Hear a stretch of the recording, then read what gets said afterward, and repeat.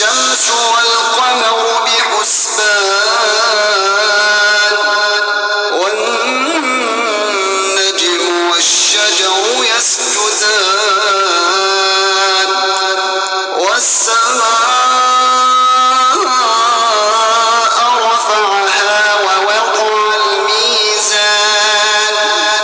ألا تطغوا في الميزان وأقيموا الوزن بالقسط ولا تخسروا الميزان والأرض وضعها للأنام فيها فاكهة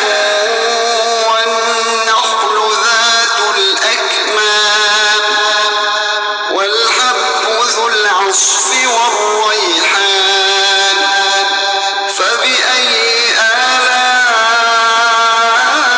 آلاء ربكما تكذبان خلق الإنسان من صلصال كالفخار وخلق الجان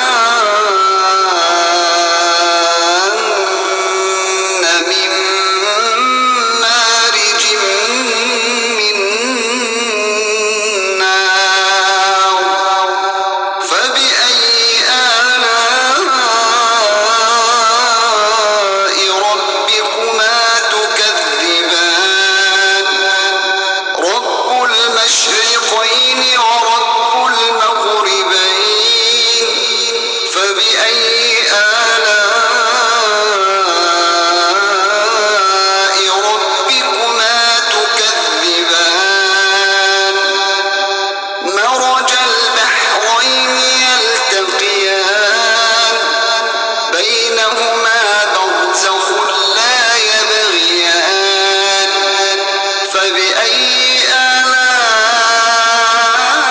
آلاء ربكما تكذبان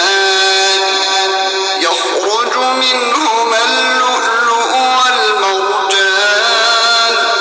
فبأي آلاء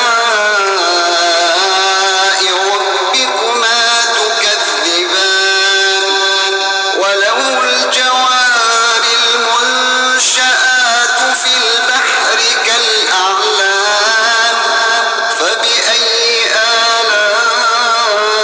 آلاء ربكما تكذبان كل من عليها فان ويبقى وجه ربك ذو الجلال والإكرام فبأي آلاء ربكما تكذبان يسأله من في السماوات والأرض كل يوم هو في شأن